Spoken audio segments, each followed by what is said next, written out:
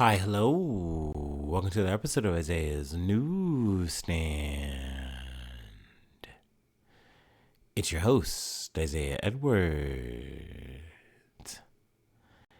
The date is August the 27th, 2025.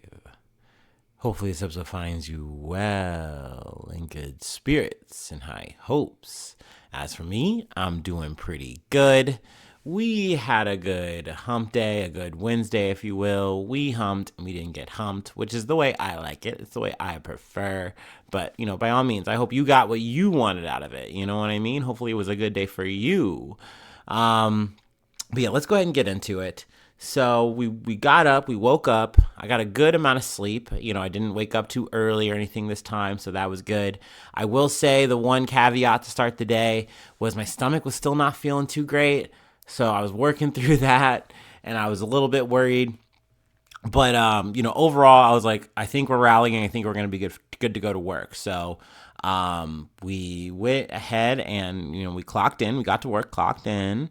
And I did find out that it was going to be a big food day. It was the Taste of Sanmar Day. So I was like, uh-oh, that's a bit concerning, right? Because I got these the tummy troubles, stomach issues, and I'm about to eat a lot of food. Because the way Taste of Sanmar works is it's essentially of all the cultures are supposed to be represented of the warehouse, in catered plates, more or less.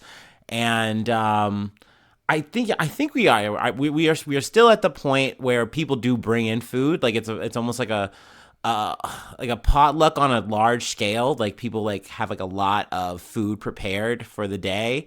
We're talking rice. We're talking different kinds of rices. We're talking different kinds of chickens. We're talking like chicken curry type stuff. We're talking noodles, all kinds of noodles. Samosas, there's all kinds of stuff that you can think of. And it's really generally usually very yummy food. And so I was pretty excited about that. And I did go ahead and bring a Belvita digestive. And I went ahead and ate some of those little digestive biscuits, to kind of pad my stomach a little bit, hopefully, feel a little better. And I would say it worked. I went in come the afternoon, ready to go, ready to eat and unhinge my jaw. And by golly, they delivered this year. Like I said, all kinds of food was there, like with the rice, with the noodles. I'm not going to even try to attempt to do the brain recall of it all. But I will say some highlights, some staples that really put a smile on my face to see and then eat. We got not one, but 2 pieces of lasagna, y'all. Let's clap it up for lasagna. Lasagna.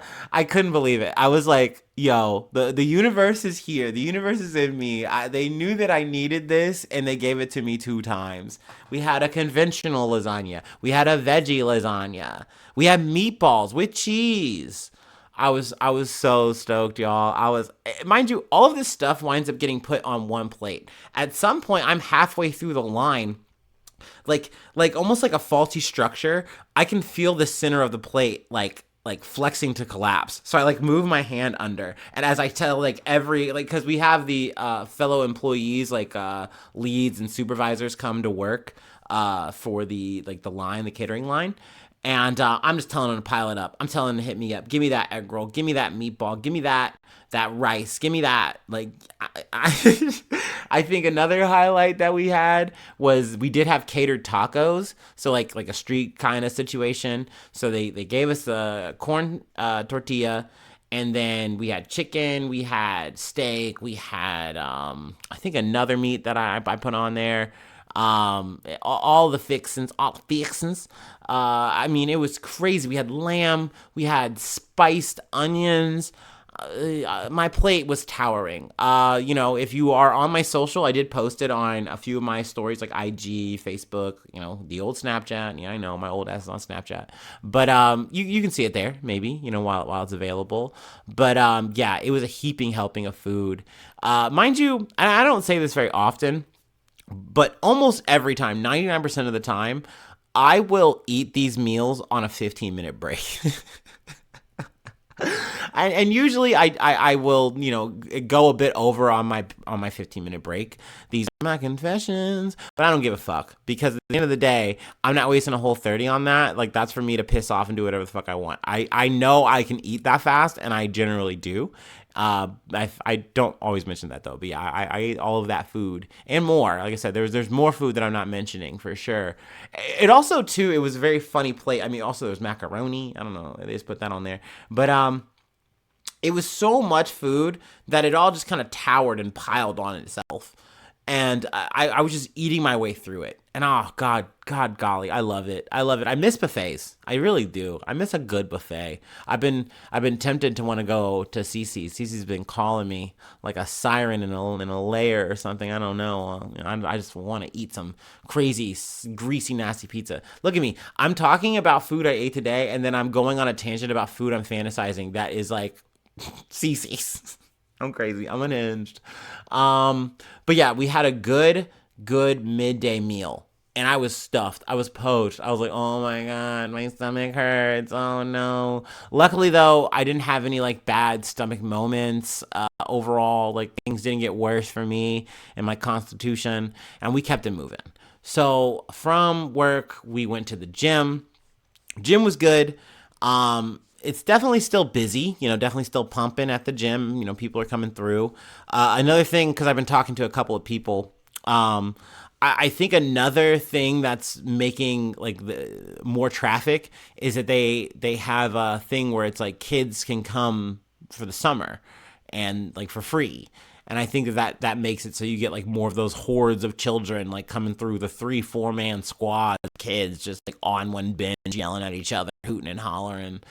That's fun. That's always fun and great to be around all the time. But like overall though, the pattern is still about the same. Monday, Tuesday is pretty hectic. Today wasn't too bad. I was able to get on all my machines.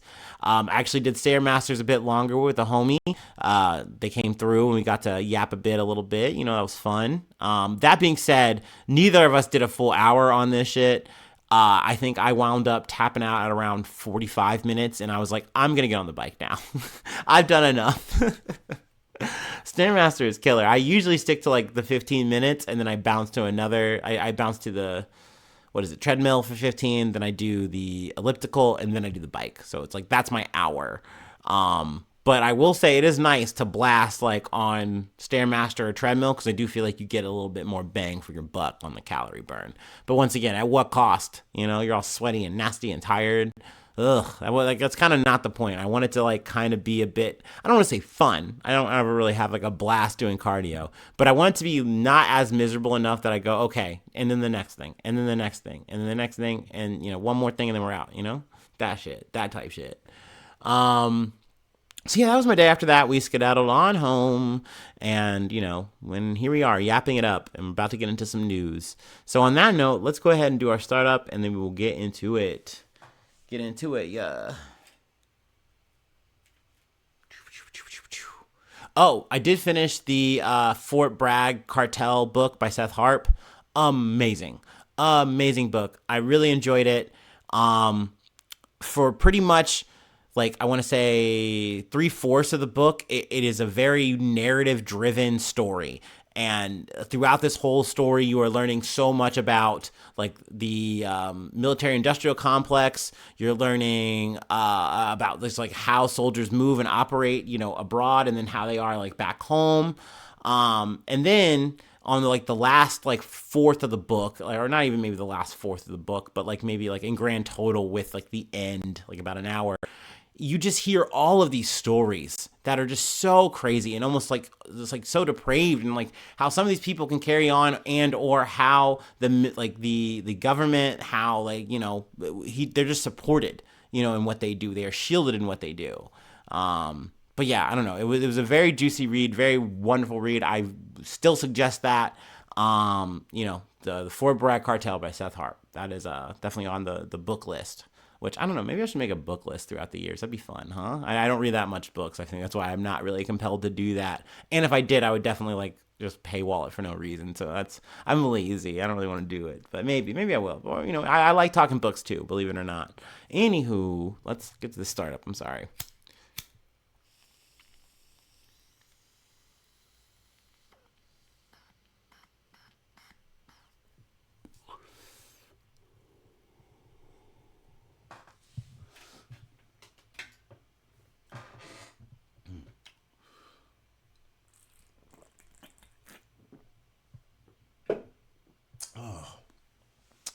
yeah, that hit the spot. Okay. Our first story comes from Yahoo News. Minneapolis shooting live updates. 2 children killed, 17 injured after shooter opened fire during church school mass. At least two children, ages 8 and 10, were fatally shot in the pews of Annunciation Catholic Church in Minneapolis after a shooter opened fire during mass on Wednesday, police said. 19 people in total were shot when the shooter, who police said was armed with a rifle, a shotgun, and pistol, fired into the church's windows, hitting children who were praying inside, authorities said Wednesday. 14 children, ages 6 to 15, and 3 parishioners in their 80s were wounded by gunfire while attending mass. The shooter, identified as 23-year-old Robin Westman, died from a self-inflicted gunshot wound, officials added. Westman purchased the weapons used in Wednesday's shooting legally, authorities said. On Wednesday afternoon, police were executing 4 search warrants, 1 for the church where the shooting occurred, and 3 for nearby residences related to the shooter. Police have found additional firearms at those residences, Minneapolis Police Chief Brian O'Hara said. The shooter created a manifesto with disturbing writings and timed it to appear Wednesday on YouTube, police said. Earlier Wednesday, O'Hara said this was a deliberate act of violence against innocent children and other people worshiping. The sheer cruelty and cowardice of firing into a church full of children is incomprehensible. There are more stories and updates on this, but I more or less wanted to focus on the main story. I did read, or at least see a bit of the manifesto that was posted. There's a lot to parse through there. I imagine it might, it's definitely gonna be something that people are going to be talking about, already are talking about, because you know how these things are instantly going to be politicized one way or another. That's just an inevitable thing. That's like the next phase of each one of these kind of shootings. But I think at this point, it's neither here nor there. It's a depraved act. It's a fucked up act. And it should never fucking happen. It's a shame too that this person was aware of it. This was not an impulse thing. They had the means. They wanted to do it, and they're like, yeah, I'm just gonna do it. And they took their own life, and that's a thing. But that doesn't fix any of this. And even in the manifesto saying my thoughts and prayers go out to them. What is that? Once again, that goes back to that responsibility thing of yes, you realize that you have a mental health issue, a crisis incoming, and it's you've got to try to fucking get the reins on that instead of just saying, no, I'm just gonna, write it out and I'm gonna keep planning and fantasizing about doing this thing until I eventually fucking do it. That's insane. That's wild. So yeah, it is a very unfortunate act. Very unfortunate thing that happened today. But I just don't want to belabor it. This is America. We do this shit every day, one way or another. Either in a big scale or small scale, people die from gun violence in this country, and it's gonna keep on fucking happening. I know that. So I've done talk my shit. I've done talk my shit to tears on it, and I don't want to do that tonight. So I do imagine in some capacity, some way, we might be back on this story, and if so, then we'll come back maybe with more details. But just wanted to start off with that one, and it is unfortunate. My condolences to the families, the people involved in this. In these moments, I'm sure time stops, and you hope that your person is alive and you get to see them again. And I just can't imagine what that would feel like. And they're not there. They're not alive. You know what I mean? That's just so devastating. Even they endured a gunshot wound. That is a whole new trauma, a whole new life altering thing that they're going to be going through. And not to mention, even if they were shot, just going through that moment, there's just so much to unpack with each and every one of these instances. That, like I said, take place every goddamn day in this country. So. It's unfortunate, but we're not going to stop covering. We're not going to stop looking at this shit. So there we are. Let's move on, though. We got to go to Alligator Alcatraz from the Associated Press. Top Florida official says Alligator Alcatraz will likely be empty within days, email shows. So this is a bit of good news. If true, big if true. I'm hoping that it is. It's sounding like it's legitimate. A top Florida official says the controversial state-run immigration detention facility in the Everglades will likely be empty in a matter of days, even as Republican Governor Ron DeSantis' administration and the federal government fight a judge's order to shutter the facility dubbed Alligator Alcatraz by late October. I might be calling it AA because for some reason it doesn't always roll off the tongue the way I want. That's according to an email exchange shared with the Associated Press. In a message sent to South Florida Rabbi Mario Rosman, hoping I'm getting that correct, probably not. Mea culpa. I was about to say Lahaim. That is not the right word. I'm fucked. On August 22nd, related to providing chaplaincy services at the facility. Florida Division of Emergency Management Executive Director Kevin Guthrie said, we are probably going to be down to 0 individuals within a few days, implying there would soon be no need for the services. Rosman and the executive assistant who sent the original email to Guthrie both confirmed the veracity of the messages to the Associated Press on Wednesday. DeSantis suggests, though, that the deportations are behind the declining population. So essentially, he's saying, look, we're not conceding the fact that this is a losing battle because there are multiple lawsuits against Alligator Alcatraz and whether or not it is a legitimate thing that you can be doing, whether or not this is like a whole civil rights, violation, which you can't be doing this shit. And 2, it is a civil rights violation. At least, that's what I say. That's how I feel. But essentially, DeSantis, like they said at the top of the article, he's fighting this shit in court. So he doesn't really want to give up ground on this. And he's saying, look, this is simply a matter of the fact that the process is working. Like, yes, our numbers are up on the deportations, or on the the detentions. We're getting people, we're napping them up off the street. We're taking them up. No, all our masks on and our fucking badges concealed. We're just scooping motherfuckers up, no questions asked, and we're good. That's good. And now we're on the next phase of the deportations are going up. That's what this is. I don't think though he put up any kind of graphs, any kind of fucking sources to cite on this shit. I think he's just saying that. I also think it's bullshit. I do think that this is simply a matter of, yes, you're getting some of them deported, sure. And I think others are being moved to other detention facilities because this isn't viable. It's just fucking not. And, we're going to read a little bit more as to why it's not. But essentially, he's trying to play it off. He also tried to put this more on DHS, saying like, oh, we kind of don't know. Like, these deportations are going to the DHS. It's kind of out of our hands from there. And then the DHS is kind of pointing the finger back at them, or at least, federal government saying like, well, no. Like, Florida does have control over that part and process of it. They're just saying that they don't, but whatever. So that's fun. That's interesting. But the peak detainee population neared 1,000. The initial goal of this quickly constructed fucking hellscape that they put in the Everglades was meant to contain 3,000 people. So it looks like they are not going to hit that, which I say fucking great. I mean, when I say this is a hellhole, I think I'm being fucking generous.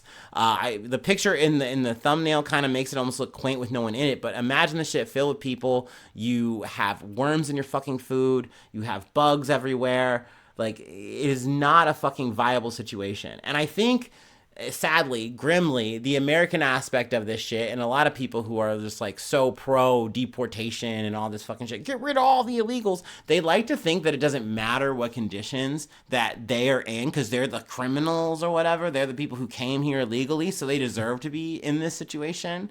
But at the end of the day, I think that shit shatters no matter what, because the whole fucking infrastructure has to endure this. The people who you are sending to work here have to endure it. Those are what? Aren't they supposed to be your grade A American fucking citizens, right? So yeah, if it's unsustainable for them, it's unsustainable for fucking everyone. And I think everyone kind of fucking knows this. Also, another key important part, the environmental groups and the Mikosuki, I'm sure I'm fucking that up, my bad. Mikosuki tribe, whose lawsuit led to the judge's ruling, opposed the request. They disputed that the Everglades facility was needed, especially as Florida plans to open a second immigration detention facility in North Florida that DeSantis has dubbed Deportation Depot. They're so fucking annoying with these goddamn names. Williams, which is the judge, had not ruled on the stay request as of Wednesday. Lawsuit claims severe problems at the facility. The judge said in her order that she expected the population of the facility to decline within 60 days by transferring detainees to other facilities. And once that happened, fencing, lighting, and generators should be removed. So hopefully this is a death knell. I know that DeSantis, the Trump administration, loves fighting this shit to like the very end, but it does look like they kind of see that they're on losing ground here, and it's just better to kind of cut your losses and stop wasting fucking money on this thing that you kind of just pitched up out of nothing that is literally on a swamp. Like, it's not good. Like they try to sell it like, oh, there's alligators and they're gonna come eat you up, and big old snakes and big old nasty bugs. It's like, yeah, you guys are all gonna have to deal with this shit. Like, no, man, this is not a sustainable thing. The people cannot be here that you're trying to detain and keep here, and you can't run the place. It's just not sustainable for you. So, I'm obviously very happy to hear that this place is getting shut down, but sadly, like you hear, you know, they got a new place sprouting on right up, and there are plenty of these places that are getting put up, you know, quickly, whatever, or they already are up, or they're being, you know, refitted to house people, whatever, detain people, I should say. So I mean, it's a fucked up situation no matter what, but I think the Alligator Alcatraz situation was especially heinous, and I will be very happy to see that shit folded up. But yeah, let me read this last part. Detainees also had described worms turning up in the food, toilets that didn't flush, flooding floors with fecal waste, and mosquitoes and other insects everywhere. Like, once again, these were touted as things that were supposed to be like, yeah, we're going to make it really miserable for them. There's no way they would ever escape, get out. They're just going to suffer here. And then we're going to give them the boot. Like, it was sold as a fucking good thing. And then you fucking build the shit, and it's like, oh, no, this fucking sucks. This is terrible. Oh, we got to, like, send people here, and we got to work here. How are people going to, like, we're not going to pay these people enough for this. Oh, no. Yeah, you fucked up, dude. Ugh. Anyway, but no, the story continues. I'm sure we'll be back to this and more stories like it, unfortunately, because America just doesn't fucking know when to quit. They don't know when to fucking stop. You know, they're determined to like fucking see their dark fantasies fulfilled until they see themselves off a cliff about it. I don't know. I don't fucking know. But more of that. Let's go to the Trump verse. Let's talk fucking tariffs. I feel like I haven't talked about tariffs in like a few days, right? Or a little bit, which I'm relieved. I hate talking economy shit. It's miserable and it's above my fucking pay grade. But anyway, from CNN, Trump makes good on threat to impose 50% tariffs on India imports. So like I said, this is something we talked about, you know, previously. We knew it was coming, and I guess we were all hoping that Trump would make some kind of the Trump administration, whatever, will make some kind of move, a deal gets struck that would not be this 50%, because it just doesn't make sense. It's so damn high, and using the reason of like you're buying Russian oil and that's a no, knowing good and damn well that in the Biden administration we pitched that and they're like, yeah, we're gonna do that because it's what we want to do, so it's good for the goose, good for the gander, awesome, it's cheap oil, we want it, we need it. And now the Trump administration is saying, okay, yeah, we want a peace deal with Russia. We're yakking and yapping with Russia. We're talking to Putin in the Kremlin. Yeah. We're going to be really diplomatic.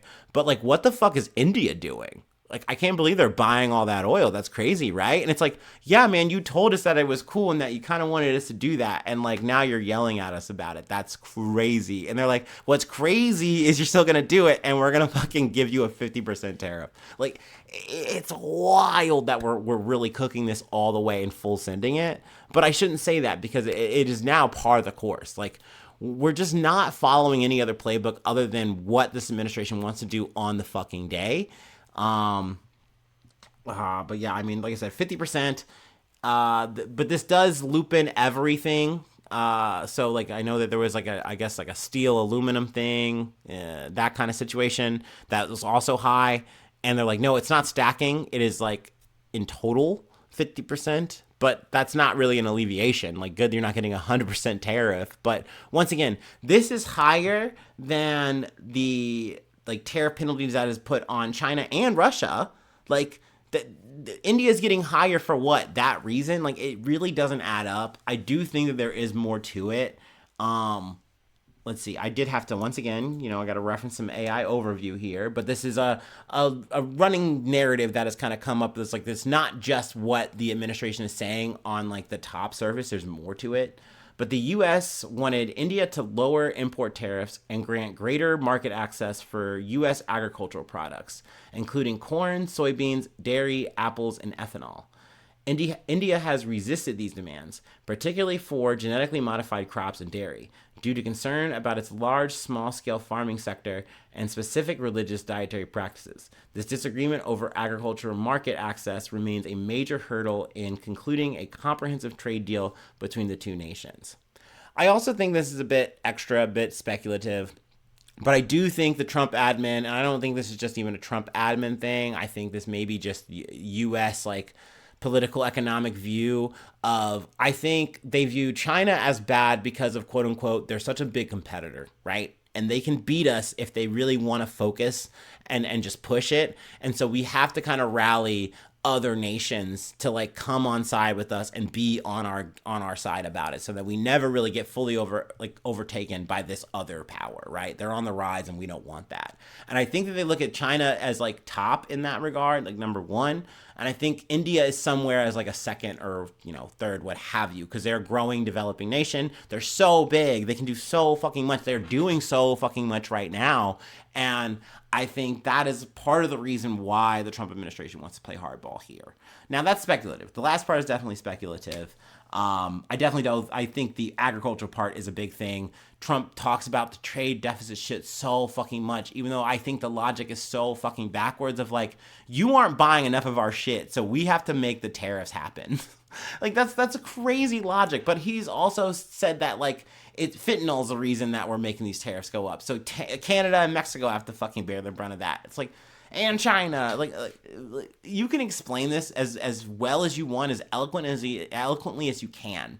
But I'm never gonna fucking buy that narrative. It just doesn't make sense. It doesn't fucking sell, dude. And I also don't think, even if it does, that I don't think that tariffs are the vehicle for doing that kind of shit. I think that's crazy fucking work, no matter what president does it, no matter what administration does that shit. It's just silly. It's fucking silly, mate. So, this is what it is. I kind of wanted just to riff this out. I don't really want to talk about all the blah, blah, blah, number, blah, blah, blah. I don't know. You know me. That's not my style. It's not my vibe. So yeah, we will see what happens. India could definitely strike back with some retaliatory tariffs or some kind of other actions. Not to mention, we are embedded with each other.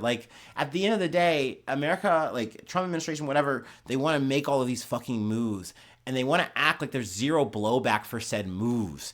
But there is, and every single fucking time the blowback is in our wallets, as consumers, as customers, whatever. We pay the fucking price at the end of the day. And I hate this guy is just fucking just laissez-faire about it. He doesn't give a fuck. He's gonna fucking push these motherfuckers to the goddamn brink and then some, and just to get some small outcome that he can bring back and say, hey, look, I'm really making America so great. We're making so much money. So much money we don't even know what to do with it, bro. And it's okay, dude, we're all fucking cooking right now. It's just getting rough. To me, it already is, man. So, I don't know. But let's move on. We have one more story that I wanted to cover. And we got to go back to D.C. Things are continuing to heat up there. With the powers that Trump has and the fact that he is able to kind of keep chaining said powers, we really don't know when he's going to let up on this. He's been talking about it, trying to go to other liberal cities like Chicago, New York, yada yada yada, Maryland. He's talking big shit. I think just kind of focusing on the DC thing, I think he's also trying to exert more control on the subways. I think it was the most newest thing there. But that's not really why I wanted to come back. This is actually an update on our hero. So I'm going to take our last break, and then we'll go ahead and cover our little bit of a sandwich incident. Man, talk about a patriotic pastrami. No, I don't know.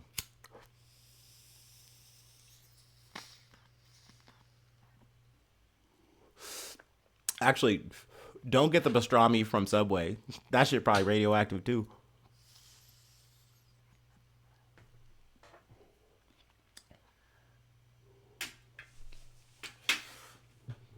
But real shit though, I've eaten the fucking tuna or the crab meat, whatever the fuck it was back in the day.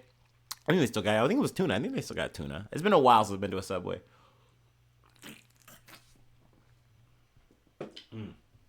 Finding out the bread was not real was pretty devastating for your boy. But I mean, we move.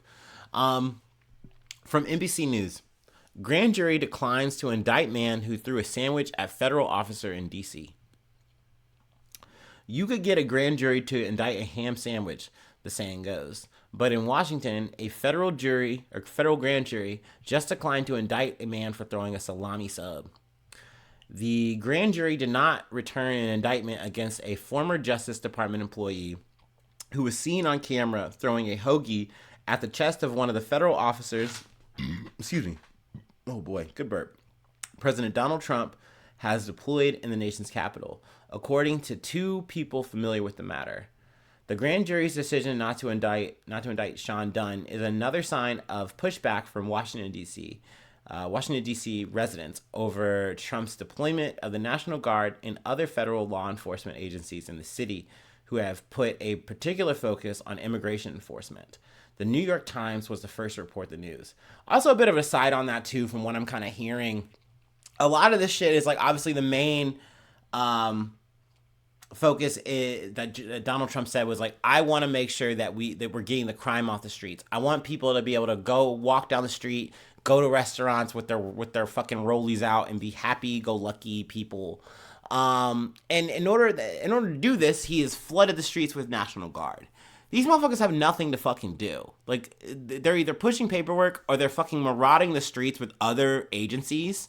And they're literally just, like, pulling people who are, like, jumping fares. You're pulling over people, like, doing, like, you know, driving on sidewalks of, like, shit, like, with e-bikes or whatever type bullshit. Like, you're not really doing anything other than head bussing, but you're hoping that you get lucky and, you know, maybe this is someone who with more on them, or they have some kind of, you know, it's an immigration thing, you know what I mean? They want to get points however the fuck they can.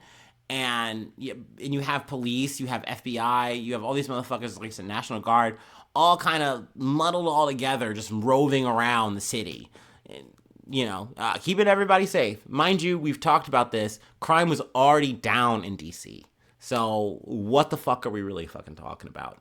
Also, I love this. I was talking to somebody, and we're doing the goalpost moving thing of, like, once we've established that violent crime is going down, well, motherfuckers then want to purse it. They want to split it up, and they want to go, well, that crime might be down, but, like, who knows? Maybe B&Es are up. Maybe, like, break-ins are on the rise. Like, what are we talking about? If we're talking about crime being overall down, then it's fucking down. Like, do you generally feel safe? And more times than not, motherfuckers feel safe unless they are watching Fox News. You know what I mean? Like, unless you are getting cued in to get scared. Unless you have some kind of anecdotal reason because, like, oh, a crime happened to me or whatever. You are not freaking out about this shit. You are going and doing the same things as usual. Especially if we're talking about fucking DC. What makes you feel goddamn scared is having these motherfucking armed people, because you're also arming these people now. Hegseth has decided, yeah, give them these motherfuckers guns. Load them up. This shit gotta feel real. Why? Like, imagine you're sending your kid to school and shit looks like it's about to be goddamn I Am Legend. Like why are these motherfuckers out here? This shit does not make sense. You have to explain all this shit to them. I thought this shit was fine just a week ago. Well, no, Donald Trump says no, it's not, because big balls potentially got into a carjacking incident. And apparently the more we learn about that, the weirder it is. Like, he was trying to be a good Samaritan. Maybe he was just accosting some fucking black people. I don't fucking know. I really don't care at this point. His name is fucking Big Balls. If I'm not seeing that on a Call of Duty matchmaking lobby, I don't think you're a real person. So it's crazy that this motherfucker is real and also a racist and also, like, had a government job, you know? Awesome. I fucking love that. That's a whole other fucking episode. I don't give a fuck about Big Balls. I give a fuck about Sean Dunn. I will say, I mean, it's weird that he was working for the Justice Department or whatever. But cool that he said, you know what? I'm going to put my career on the line. I'm going to put my life on the line. And you know what? I'm going to put this fucking sub sub on the line right now. I'm talking my shit. I'm calling this motherfucker a fucking fascist, and I'm fucking lobbing this motherfucker like it's a goddamn missile. And he hit that shit, and then he hit the bricks. And it's also crazy that he really wasn't running that fast, but this fucking horde of fucking piglets could not catch him for a bit. They eventually did. You know what I mean? We talked about it, whatever. Scam Blondie, she was big mad about it. She's trying to throw the book at him. That all being said, to kind of close it out, this might not be the end of it. Yes, this grand jury didn't indict, but there's a chance that prosecution might try to push it. But I mean, I think it's already embarrassing, dude. Like, you literally didn't get a grand jury that is like, we don't, like, it's generally a low floor here. Like, you don't need without a reasonable doubt here. You know what I mean? Like, you can sell us on this and we'll say, okay, yeah, this should go up there. And you literally run the bones of it, and it's like, well, he did get hit with a sandwich. That did happen. So I guess that there's room to say that he was assaulted. But essentially now this could get, pushed down to a misdemeanor if they can't get a grand jury indictment, which I love. That's still not cool, have to put that on your jacket or whatever. But hey, I fuck with Dunn on that at least that part. Once again, though, it's a bit suspect that you're working in the Justice Department, in my opinion. I get it. You got a government job, whatever. I don't know. Maybe he was working before Biden. I don't fucking know. Maybe he was riding with Biden. But yeah, I don't know, man. I couldn't imagine working for either of those administrations. Nah, couldn't be me. But that's where I'll leave it there. You know what I mean? We live in fun times, do we not? No, we don't. We live in sad times, but I do like these little funny moments because goddamn, the video is so fucking funny. That definitely put a smile on my face. But yeah, that'll be the episode for today. That's where I'll leave it. Order up. But no, if you'd like to help out, support the effort, I do have a Patreon. Patreon.com/Isaiah News. Become a newsie today.